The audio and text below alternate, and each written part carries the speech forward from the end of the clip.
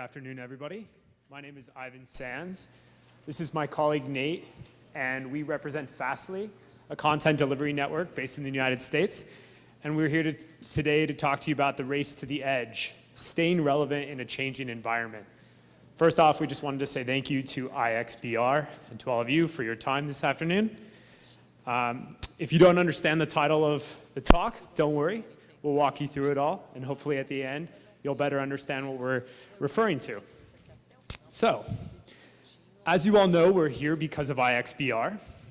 This graph here is a graph that demonstrates the total volume of the IX today. And as you can see, it's about 5.7 terabits per second of volume, making it one of the largest IXs in the world, if not the largest, in terms of aggregate volume. If you zoom out and look at this over the past 10 years, what you can see is that this growth has been tremendous. It's gone from almost nothing to the 5.7 terabits that it is today.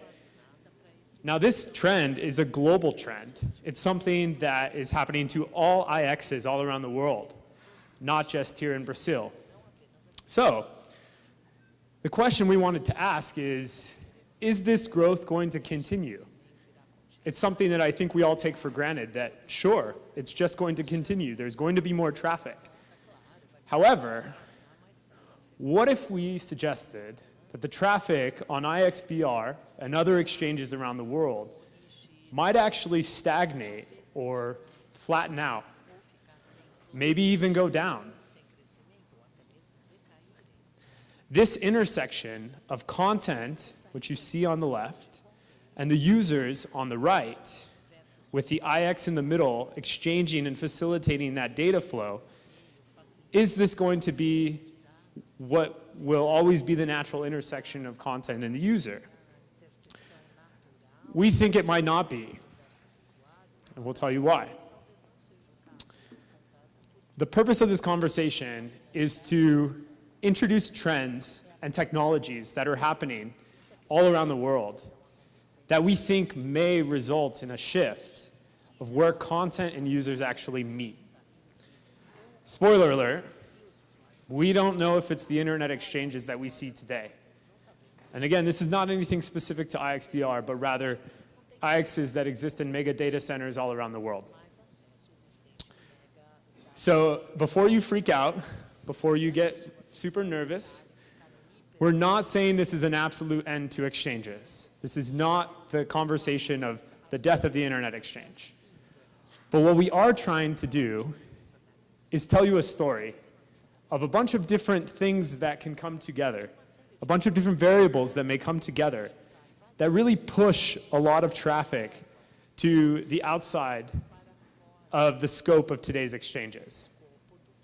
Now, before we tell you how this is actually going to happen, I'm going to let Nate tell you a little bit about us so you better understand our perspective.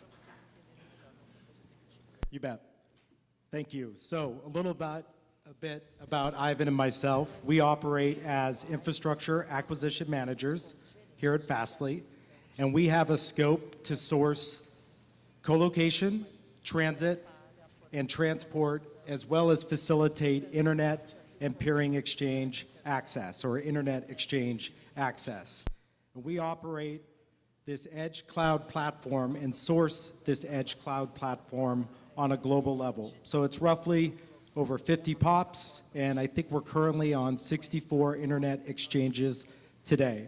So we have to take a very holistic view to traffic flows and patterns. So we look at origin, the actual platform, and the end user, and that helps drive our decision process.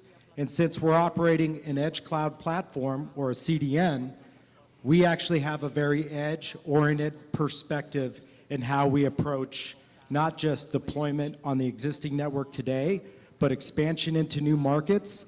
And now we're raising the question internally, how do we get even deeper into the edge? Not without merit, since we are operating a CDN, we do have a sizable responsibility for global internet traffic. If you look into the future, roughly 72% of all global internet traffic will traverse a CDN by 2022. It's not a small number. We consider it a responsibility, and it's certainly not without merit. So, this is the outline of the conversation that we're going to go through. First, we want to just make sure that everybody's on the same page and we understand what the role of the internet exchange is in content delivery today. Next, we're going to talk about trends in telecom and the edge and try and paint a picture for you of what we think might culminate or result in what we call this threat to the IX. However, we won't leave you with just a bunch of bad news. We again, are mostly presenting some concerns that we want everyone to be aware of so that we can all talk about how we stay relevant in this ever-changing environment. So first, diving into the role of the internet exchange in content delivery today. First, I'm going to just go over the basics very quickly on what a CDN or an edge cloud platform is. It's a global network of caching servers that are located all around the world. They act as an intermediary or a reverse proxy between users, end users, and the content that they wish to access, or the origin. Users in this model are served from an edge server, or a server that is closest to them, if the network is architected well. This, again, is the Fastly platform. You can see in Brazil, we have 3 POPs. One here in São Paulo, we have one in Rio, and one in Curitiba as well. So now that you understand that CDN and edge cloud, let's just quickly look at what an internet request looks like when you do not have a CDN or an edge cloud operating. So in this example, let's think Spotify, Pandora, Apple Music, streaming music. Say you're here in São Paulo on the right. We're here at the Hotel Pullman, and we wish to access content in Miami. And that's where all the music is. Now, this distance is as the bird flies, the direct distance, not optical distance. But just the direct distance is 6,700 kilometers, 35 milliseconds direct. However, as we know, there's a lot of optical latency that's actually when you're following the actual optical path. So a user in Sao Paulo, here in the hotel, opens Spotify. They request the file. The file is in Miami. Their request has to go all the way to the server and come back. There's a lot of potential for problems, a lot of latency, and perhaps the song comes to you in bits and pieces, and it does not play smoothly. It's not a fun experience, and you're more likely than not, you are going to not try to use that service in the future. So companies try to avoid this problem by introducing CDNs into the mix. So CDNs enter into the mix by adding caching infrastructure, which is, I should use this pointer, which is here. So this is a caching infrastructure, and we are co-located in a mega co-location facility here in Sao Paulo. Think, when I say mega co-location facility, think Interaction, Equinix, CoreSite, other data centers that are very large megawatt facilities. So in this example, the content is still here, but it gets copied temporarily to this server here in Sao Paulo. So now that we're all at the hotel, we actually only have to connect here for the content. It's 30 kilometers away, maybe more, maybe a little less, 1, 2, 3 milliseconds away. It's very fast, very reliable, and you're more likely to get the content in a very high quality way that allows you to enjoy that music. So that's how the edge platform works at a global level. Now zoom in even more, zoom in a little bit more, and you see this is the way in which the IX is used to offload the content to the users. So here on the left, we have the mega co-location facility. You have caching infrastructure here. That's connected to the IX. And then the ISPs in Brazil are connected to the IX and facilitate the exchange of data to users like us here in the hotel. So the question is, what happens if we try to get closer to the end user? What happens if this server suddenly resides outside of this mega co-location facility? The IX is here, but the users and content are here. And you can see this shift to the right of getting closer to the end users really is something that we're trying to say that content is very much trying to do. So Nate's going to now talk us through some of the trends in edge and technology that are making that possible and why this is very much something that's happening. Yeah, so as an internet user, I think it's safe to say users are consuming more bandwidth. So let's just break that down and maybe take an example of types of internet traffic. So you're sitting at home. Perhaps you're enjoying a movie, so you're streaming a video. At 4K, that's the equivalent of 7 gig over the course of an hour. Maybe you're sitting at home and you're also a gamer, like myself, and you're pretty excited about purchasing the latest video game. In this instance, or this example, Call of Duty Black Ops 3. A digital download of that particular content is the equivalent of a 101 gig file. It's not a small impact on a network. And that's only a compartmentalized or a small example of internet traffic types as represented by a user. So Ivan presented earlier IXBR's traffic at peak being 5.7 terabits per second. So imagine users, all of us represented within São Paulo. Take a step back. Let's look at Brazil. Overall, imagine peak internet traffic being 20 times what it is today on the IX. And that statistic is represented here. In Brazil, at peak internet hours, you have a traffic potential of 91 terabits per second. That is a sizable increase. That is exponential growth, which is appropriate. We've seen these trends in the internet. But it's something I think we have to prepare for, and hopefully, as operators, we're considering. So as Nate said, we're gaming at home, we're watching videos at home, and we want to do all of that online. But more importantly, we want less latency. Nobody likes to wait. We've all been in that example where we've tried to play a video, it doesn't load, we give up, we go do something else. So users want less latency. And because users want less latency, the companies that they're using to watch a video, to pay for a video, that serves them an ad, are aware that latency very much affects revenue. And so users want less latency, companies are aware of that. This is a statistic from Google. 79% of shoppers, when they go online and they're buying their new laptop or their new clothing, if the site is slow, the site is not performant, then the users are much less likely to return to that site. Especially if they can go buy that object or that item on a competitor's website, they will go and use that competitor's website in the future. And so because users want less latency, and because businesses want to make sure that they maximize revenue and do not have this situation where people are dissatisfied with the site performance, they enlist the help of the edge network, the CDN. But the way in which that they determine which CDN they want to use is third-party metrics and third-party data that suggest how different networks or CDNs perform in a country.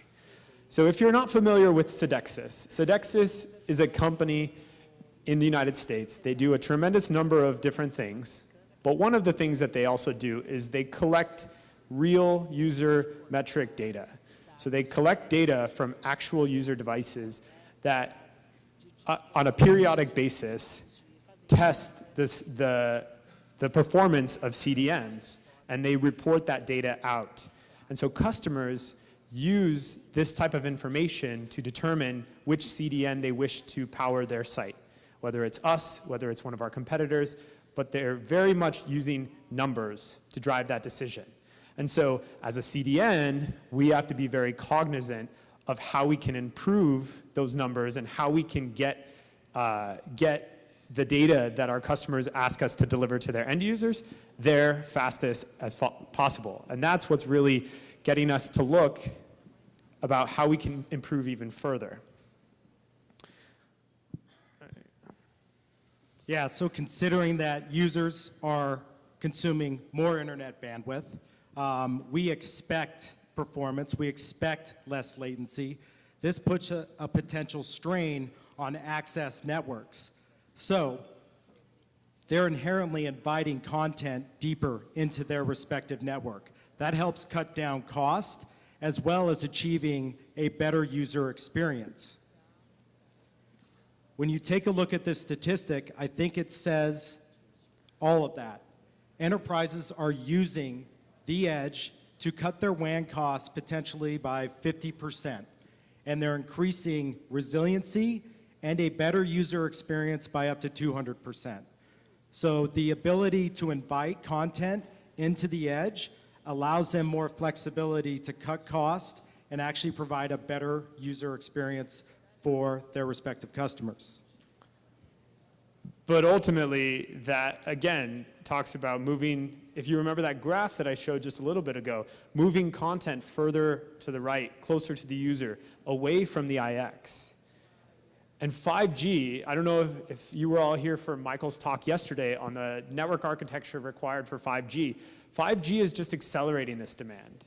I mean, I have the latest iPhone, and I can get maybe 25 megabits per second downstream in the United States on this phone. But just think about the idea of suddenly increasing that with 5G to 500 megabits per second downstream. 1 gig downstream, that's a tremendous amount of throughput to a mobile device.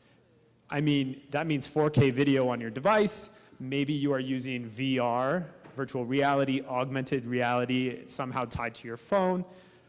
I don't even think we can imagine some of the use cases because the throughput doesn't yet exist. But when it does, I think we will find that many other use cases are developed and taking advantage of that throughput. But we're not just talking about mobile devices.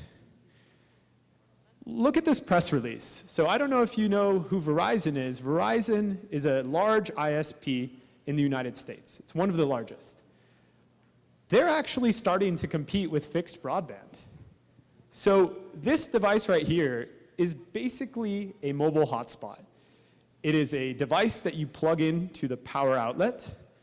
It wirelessly communicates to a cell tower, and then acts as a wireless home router to connect your laptop and other devices, your smart TV, maybe your refrigerator, who knows what you might have. It'll connect here to the wireless router, and then that communicates wirelessly to a cell tower. So 5G, not only to the phone, but also competing in fixed broadband, creates this potential that you have millions and millions and millions of devices, hundreds of thousands of users, millions of devices that are actually, that are connecting to the internet in terms of like the first interaction that they have with a wired infrastructure is a cell tower. And that really, I think, calls into question of, is that intersection that we saw earlier of where content and users meet at an IX really the natural intersection? Is it possible that the cell tower now starts to represent a better place for this intersection? If you have millions of users connecting via replacing their fixed broadband with 5G and their mobile devices use 5G, maybe the cell tower is the better place of intersection. And so what's making that possible? Is that possible? And what does that look like? Previously, a cell site was simply a mechanism in which telecom operators would extend fiber to backhaul. But now you have a micro data center, and that's what's starting to enable all kinds of interesting things into this deep edge that we've been hinting at. So what is a micro data center? Let's just take a quick look at a cross section. You can see up here, it's a pictorial view, but it's effectively everything that a mega data center is. It provides protected space, protected power, critical infrastructure for environmentals, rack space for interconnection, of equipment and for providers. But more to the point, it provides a new point of potential interconnection that much closer to the end users as represented potentially at the base of a cell site. So a micro data center definitely creates a point of intersection that we have not seen today. And so, I mean, hopefully this story is starting to become a little more clear, but what we're trying to do is, if you take all of these different trends and put them together, we think that there's a potential for the threat to the IX as we see it today. And it's again, not something that we're trying to say is this is the end of everything. We want to make really everyone aware of some of the things that we see so that we can all kind of work together and find a solution as the internet grows and demands change. So this is kind of a diagram of what we were thinking of. Now, there's a lot happening here, so let's just step through this one by one. First, let's focus on, I say this is the deep edge. There's a lot of disagreement and contention with respect to what the edge is, let alone the deep edge. So for the purpose of this conversation, let's just say that the edge is the existing infrastructure in these mega data centers. And anything that goes closer to the end user than that, we'll call the deep edge. So if you recall, the IX is the intersection between content, provides or facilitates the intersection of content and users. But you see they're not really represented in this example anywhere. There's no IX. So starting on the left-hand side, maybe there's caching infrastructure that continues to exist in a mega co-location facility. But there's also the possibility that starts to look something like embedded cache, which already exists. However, with the additional throughput to the users, that pressure to get closer is ever increasing. But as you move to the far right, perhaps it's a mobile data center, or excuse me, a micro data center, as Nate was just pointing out in the last diagram. Maybe it's a micro data center that's connected to a cell tower that's facilitating this communication to the users over a 5G network. Looking at it a little differently, this is an aerial view of São Paulo. We're here. This is us right here, right? And this is nothing specific to Equinix. They were just the ones that I knew off the top of my head. But Equinix SP2 and SP3 are over here. But say for our example, you have us here at the Hotel Pullman, and we are getting internet connectivity via 5G, these cell towers here, these three. And somehow, maybe via a micro data center or some other mesh network between these, who knows? This content is residing in this circle and serving us here at Hotel Pullman.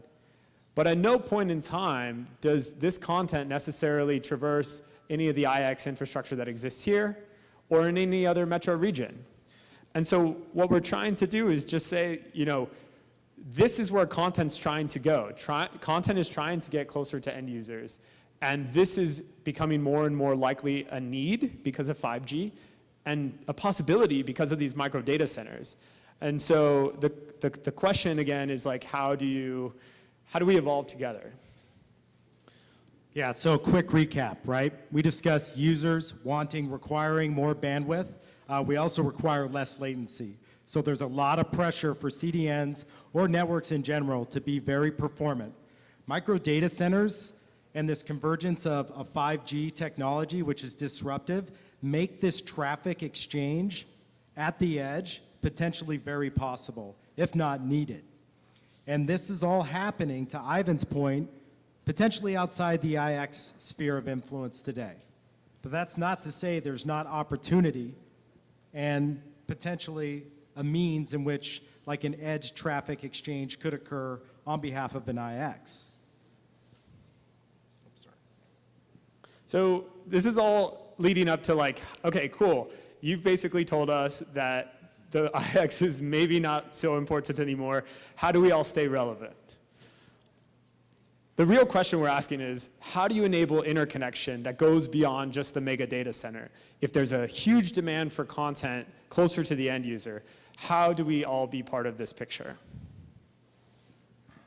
Yeah, just as some examples quickly, right?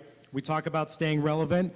How about deploying multilateral interconnection within these micro data centers? As an IX, you deploy further into the cityscape, establish route servers, actually at a micro data center where there's operators potentially doing interconnection. Maybe it's a different view of that where you're actually extending the IX network out to deep edge for remote peering, where you're not necessarily pushing infrastructure or devices at the edge, but you're facilitating remote peering for content to pull those eyeballs and ISPs that much closer. This one may seem a little bit obvious, but expanding IX presence into less developed markets. We see this with varying degrees of success today, multiple IXs operating, in fact, outside of their borders, pushing their brand, and actually establishing a good point of interconnection, maybe potentially outside of their borders. But I think this sort of delays the inevitable. We're talking about getting outside of the mega IX, or excuse me, the mega data center, and finding a deep edge strategy where edge traffic can be exchanged that much closer to the users. So in closing, to kind of wrap this all up, like content is using the IXs today. We've already talked about that. We've already introduced the different trends that are driving content closer to users and putting tremendous pressure on content delivery networks to get that latency down, to get content closer to the end users.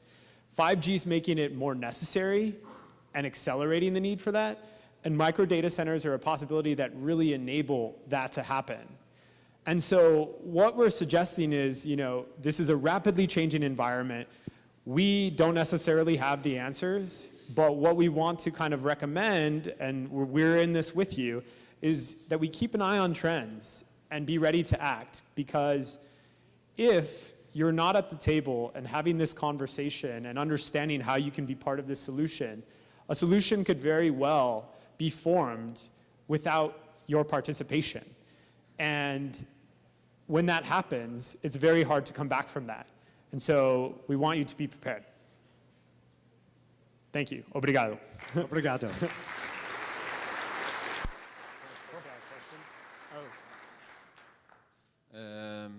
Thank you. Alguma pergunta para o Ivan, para o Nate? Ben, please. Hey guys. Hey, great presentation. Thank you. And if you haven't already, maybe buy some shares in Edge Micro, because that's exactly what I'm sure Josh has probably tried to hit you up already. But, we've seen one of their facilities already. Yeah, they are really neat, really neat. And to a certain extent, I absolutely agree with you. No, the traffic is moving away from the IXs. We've seen that for a long, long time.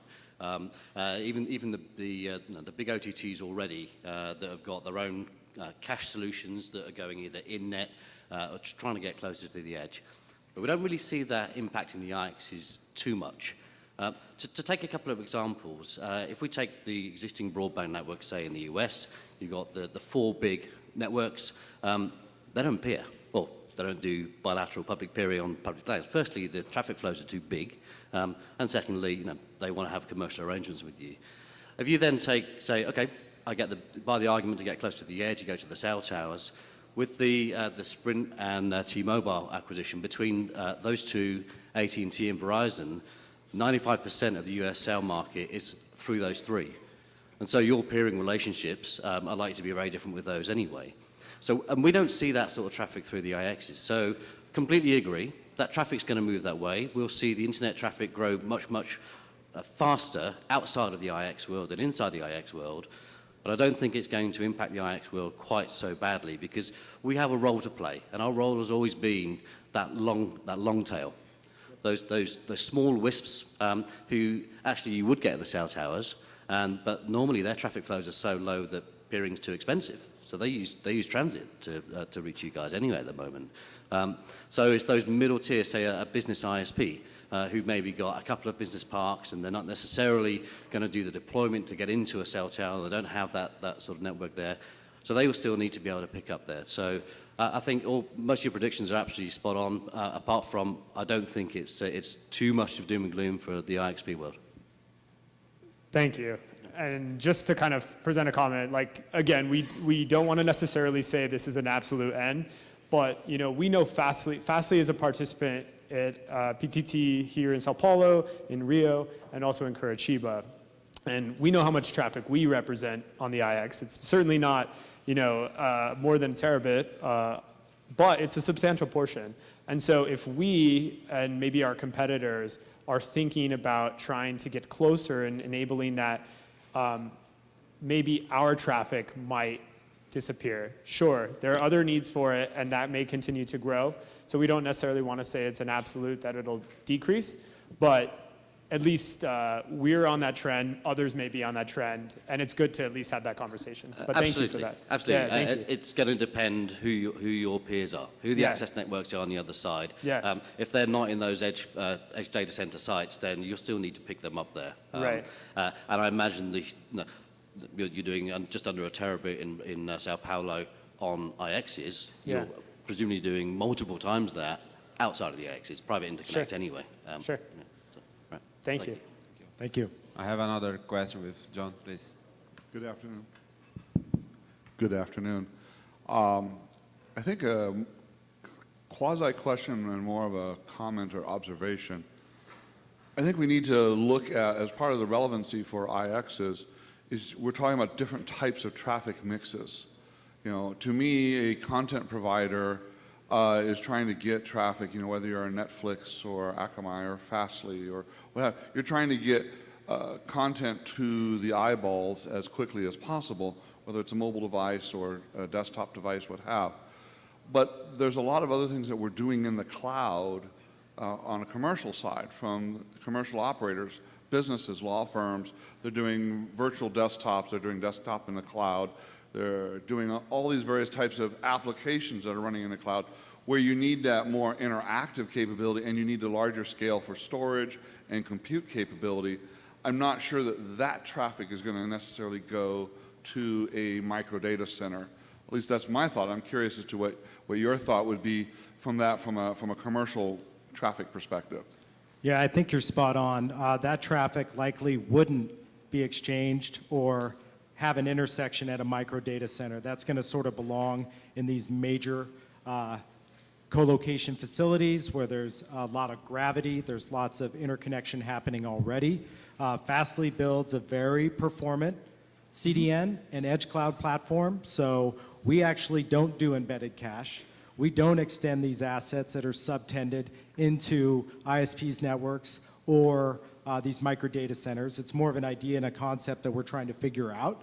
So for us, we feel very comfortable sitting back within the platform that has the full capability of our compute engine to perform those functions just like you called out. And to your point, that sits within the mega data center today. However, to add on to that, there is still actually conversation about even moving that type of delivery to the edge. The software may not necessarily be there today to enable, data at the edge in the same capacity that we need in order to deliver it at the edge. But I know Fastly is having that conversation, and many others in the industry are having that conversation around how can we move as much logic and business, how can we move as much logic and application workload to the edge as possible. And so I think you're correct in that today it's not a possibility. However, in the future, in the near future, it may change. I can also see where when we get our virtual computing capabilities up and we have the bandwidth where we can quickly migrate a virtual server, we could potentially have micro, just to use an example, micro Amazon in a major cell tower environment where, hey, we have a whole bunch of concentration of users, let's pull a virtualization down, spin it up and run it there, and then that's creating a better customer experience. But I think we're a little ways away from that really working seamlessly. Right. But yeah, so that was my comment, and I just was curious on your thoughts. Thank you for a great presentation and for coming down here. Thank you. Thank you, Ivan. Thank you, Nate. Muito obrigado. Please.